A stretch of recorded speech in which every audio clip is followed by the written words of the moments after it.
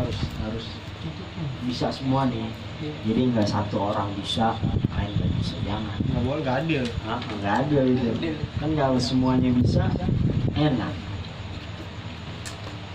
Apa? Pikirin aja sama Andri. Kemarin niat sholat subuh apa sih, aneh lupa. Pikir nggak pernah nanya Pak. Oh dia nggak pernah nanya. Dijawab. Kalau nanya cewek, nanya dia. Kalau ada Oki tuh Bang, bagi nomor Audi bang. Ya. Emang gimana? Emang bener. Ya, pentingnya kita belajar punya kitab menulis begitu. Jadi kita harus kalau bisa perhatian sama kitab sama tulisan. Sewaktu-waktu kita nggak bisa, kita bisa ngeliat tulisan. Ini tulisan aneh nih. Dulu ketika aneh di pondok itu, hal yang paling membuat aneh nyesel, punya kitab banyak artinya, banyak faedah-faedah, tapi itu hilang. Itu paling sumpah kita di pondok. Kalau kita sekarang bikin sumpah apa, HP hilang, bisa setengah gila dia. Benar. Tapi kalau kita hilang, besok beli lagi. Karena apa? Karena nggak ada artinya. Coba kalau kitab kita artiin artu-artu, ada faedah kita tulis. Sewaktu-waktu kitab hilang pasti nyesel. Karena apa? Karena kita punya perhatian sama ajaran agama. Nah, seperti itu.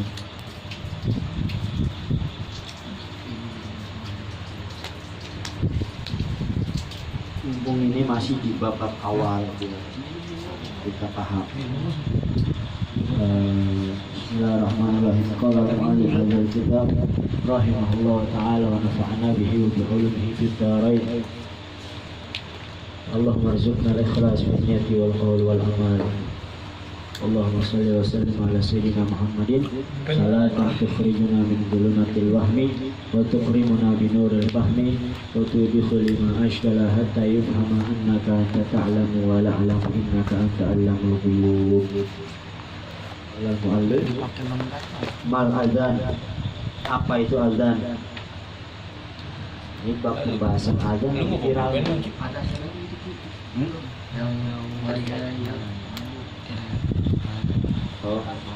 Mada yaf'alu man waqafa liyusalli. Iya itu. Itu ya? Iya itu. Apa yang dilakukan seseorang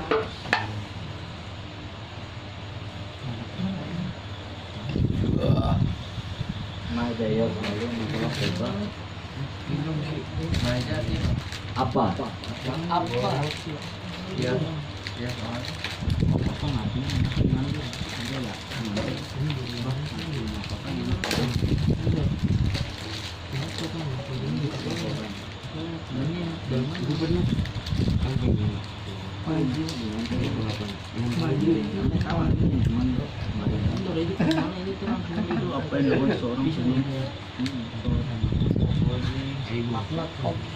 Mada artinya apa? Mada taf'al, mada yaf'al, mada taf'al ayyam, apa yang kita lakukan dalam keseharian. Mada ta'mal fil hammam, apa yang kita lakukan di tempat mandi. Mada yaf'al, apa yang dilakukan. Man waqafa liyusalli, apa yang dilakukan bagi siapa orang yang ingin melaksanakan sholat.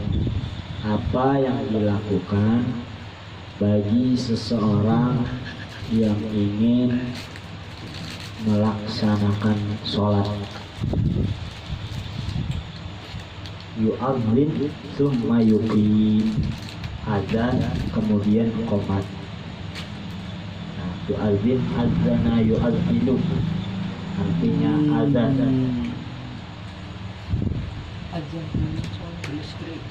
Kata Nabi itu orang yang sering mengumandangkan azan itu di hari kiamat itu dia dalam teks Indonesianya dia lehernya panjang.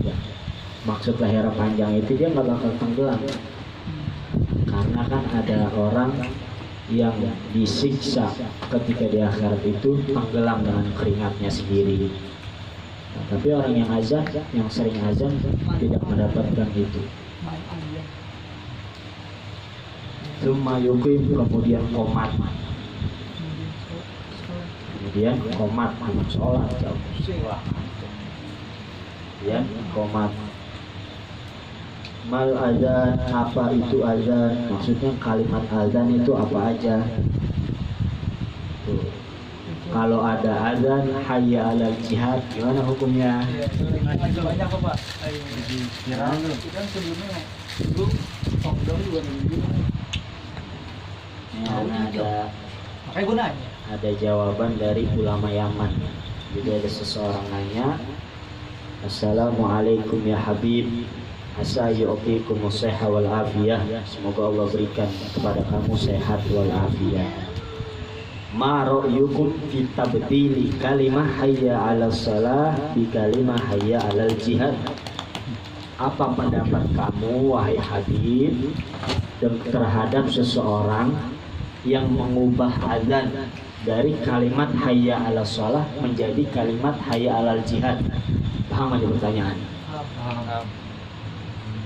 Wa hadzal waqi' kamithlil adzan lakin fi kharij waqti shalah bal li ghairi waqti bal li ghairi shalah. Ini azannya sama seperti azan sholat, tetapi dikumandangkan di luar sholat. Jadi azan ini kan di luar sholat. Kalau buat sholat tetap jelas nggak boleh. Apa jawaban beliau? Fi ayyamil jihad wal nida'i lil jihad la ba'sa. Amma fi ayyami silmi fahuwa la'ibun wa fitnah. Adapun di hari-hari jihad, hari-hari peperangan dan hari memanggil orang untuk berjihad, memanggil orang untuk berperang, itu nggak apa-apa hukumnya. Oh, kayak yang itu ya, yang di video.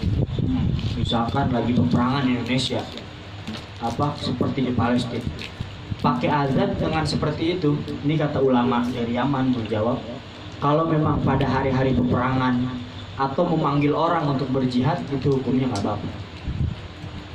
Amma fi ayyami silmi fahuwa la'ibun wa fitnah. Adapun pada hari-hari selamat kayak kita nih, kita kan nggak ada peperangan, kita nggak ada apa bom segala macam, nggak ada tembak-tembakan, kita dalam keadaan aman selamat.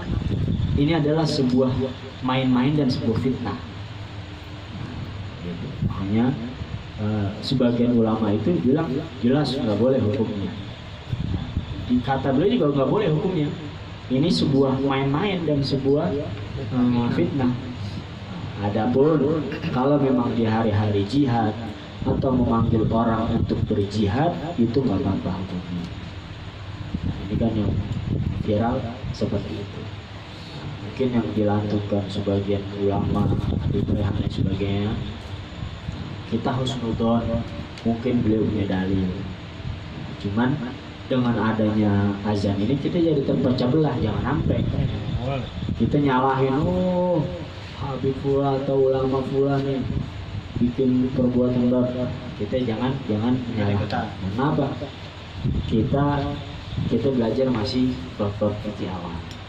Jadi kita bukan hal yang pantas kita untuk menyalahkan orang lain. Tujuan kita belajar, kita bisa bagaimana sholat yang benar, kita bisa bagaimana wudu yang benar, itu tugas kita. Bukan ada ulama berbeda pendapat kita salahin. Banyak kan orang sekarang gitu, apalagi di sosial media kan. Oh, Habib fulan ceramahnya begini, sering menyinggung begini. Seperti itu. Padahal kata Nabi, jihad yang paling afdol itu adalah menyampaikan kebenaran kepada pemimpin yang dolim. Itu jihad paling afdol. Itu kata Nabi SAW. Itu juga ada saudara-saudara kita yang dibunuh. Qatlul mu'min a'dham min zawali dunya, kata Nabi. Membunuh seorang mukmin yang beriman kepada Allah tanpa hak itu lebih agung daripada hancurnya dunia. Jadi haram hukumnya membunuh orang yang Islam, yang beriman.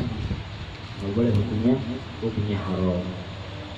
Nah, mudah-mudahan mereka jadi orang ahli jannah, Allah ampuni dosanya, Amin. dan Allah jadikan mereka syuhada. Rabbal, karena ketika mereka telah menjadi syahid, itu mereka bisa memberikan syafaat kepada 70 anggota, saudaranya, keluarganya, temannya, dan sebagainya. 70 bisa dijadikan syafaat buat dia di hari kiamat. Di Al-Quran itu ada sebuah cerita namanya Ashabul Kahfi. Ashabul Kahfi ini bukan nabi, bukan rasul, tapi dia orang soleh, orang waliullah. Ashabul Kahfi ini mempunyai anjing, beberapa anjing, yang mana anjingnya ini selalu menemani, selalu mengawal. Ini orang soleh. Apa yang Allah berikan? Allah berikan kepada kemuliaan kepada anjing-anjing tersebut. Anjing tersebut masuk surga. Jadi anjing aja yang memuliakan orang soleh, Allah muliakan sampai tulis di Al-Quran. Bagaimana dengan kita manusia yang kita memuliakan ahlul bait Nabi, kita mencintai ahlul bait Nabi, maka itu surga udah pasti buat orang yang cinta kepada keluarga Nabi Muhammad Sallallahu Alaihi Wasallam. Karena apa? Itu pesan Nabi. Bahkan Allah yang bilang dalam Al-Quran, "Qul la as'alukum alaihi al-ajra illa al-mawaddata fil qurba." Katakan wahai Muhammad, Nabi suruh ngomong, "La as'alukum alaihi ajra," kata Nabi. Aku tidak meminta upah dari apa yang aku dakwah. Jadi aku dakwah, kata Nabi, aku dakwah berjuang sampai ditimpukin di kota Taif sampai berdarah, sampai aku difitnah, sampai pengen dibunuh, kata Nabi. Aku tidak meminta upah daripada kalian. Illal mawaddata fil qurba. Nabi minta cuma satu. Apa? Al mawaddah fil qurba. Kasih sayang kalian, kecintaan kalian kepada qurba, kepada keluarga. Baik istrinya Nabi, baik turunannya Nabi, kita wajib untuk mencintai mereka. Gimana kalau ada Habib yang nakal? Ada Habib misalkan minum minuman keras, ada Habib ini kita dolimin kita dan lain sebagainya.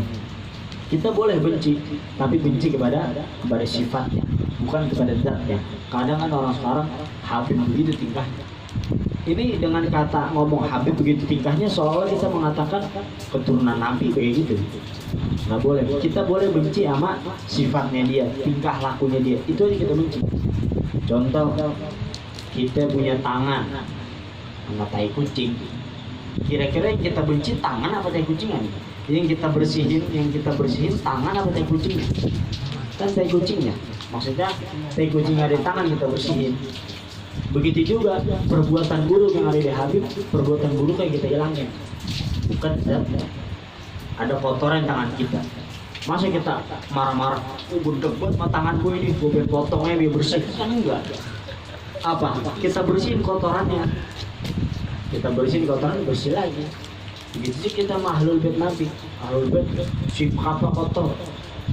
Gimana cara kita bersihin sifat-sifat kotor pada diri mereka? Kalau kita merasa cinta. Nah, kalau kata guru saya Habib Jadid itu, ente kalau cinta sama Habib, ada Habib Badr, ente nasihatin.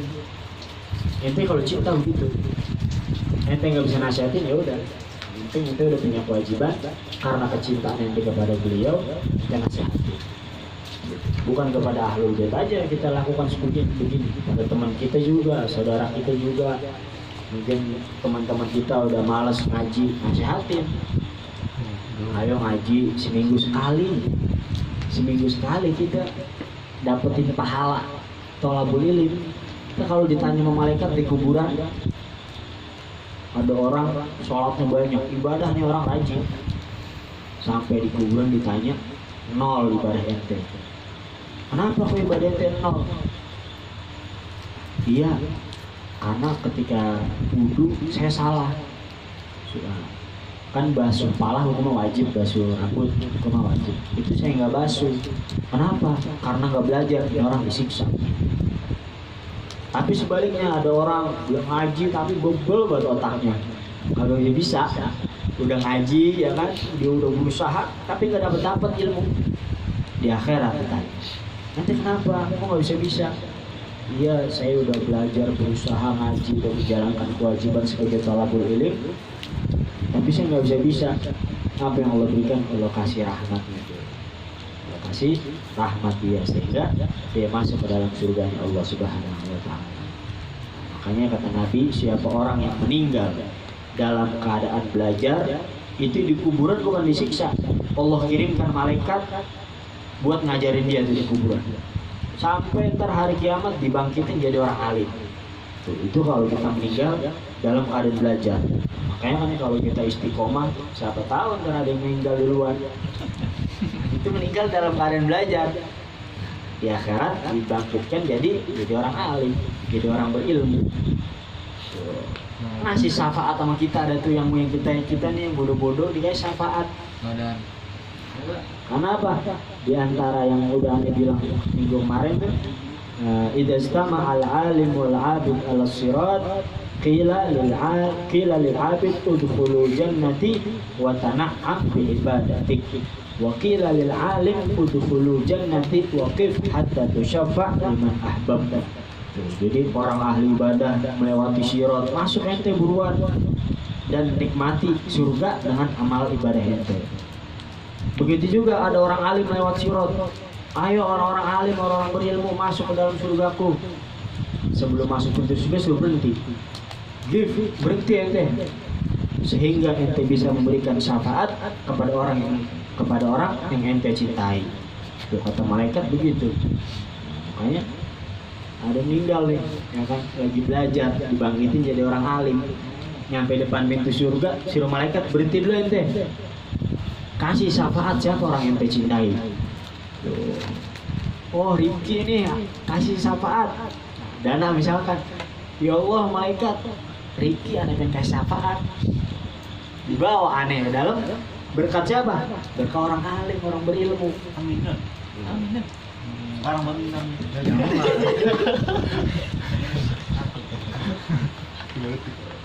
Jadi setidaknya kita seminggu sekali itu kita jalanin kewajiban. Karena kita nggak tahu kapan umur kita, sampai kapan. Bahasa kasaran kita udah ada tameng nih. Udah niat minggu ini kelar, minggu depan ngaji lagi. Minggu ini kelar, minggu depan ngaji lagi. Itu akan terus menerus niat. Ini sedikit nih ada. Ada itu Allahu Akbar. Allah Maha Besar. Allah Maha Besar ini bukan besar dari jism. Maksudnya bukan besar dari badan. Maha Besar ini bukan besar badan. Allah tidak berbadan, tidak punya tangan, tidak apa. Allah berbeda dengan makhluknya. Dan Allahu Akbar, Allahu Akbar. Allahu Akbar, Allahu Akbar. Apalin azan ini? Kayak Fikri di kampung nih, musola kagak ada yang azan. Ayo Ustaz Fikri azan ini. Wow, harus bisa, harus hafal itu. Fikri, orang ditanya, lu jam berapa nggak denger apa? Beneran. Jadi harus bisa, minimal ilmu masyarakat kita punya. Kalau kita mau terjun ke masyarakat, yang paling penting ilmu kewajiban buat diri kita. Niat wudu apa, rukun wudu ada berapa, yang membatalkan wudu ada berapa, niat sholat, niat puasa, niat zakat, kita harus tahu. Minimal ilmu ini bermanfaat buat diri kita. Buat diri kita udah manfaat, kasih orang lain. Jadi saling berbagi. Makanya kata Nabi, man dalla ala khairin falahu mithlu ajri fa'ilin. Orang yang menunjukkan kepada seorang satu kebaikan, Allah catat dia seakan-akan melakukan kebaikan tersebut. Misalkan Dana ngajarin Fikri alif bata 3 huruf doang. Fikri ngajarin lagi ke yang lain alif bata, itu sampai meninggal ngalir terus tuh pahala. Makanya dikatakan ilmu yang bermanfaat seperti itu ngalir terus tuh. Makanya kita punya teman nggak bisa ngaji, ajarin. Kita punya teman, kita punya saudara nggak bisa ngaji, ajarin.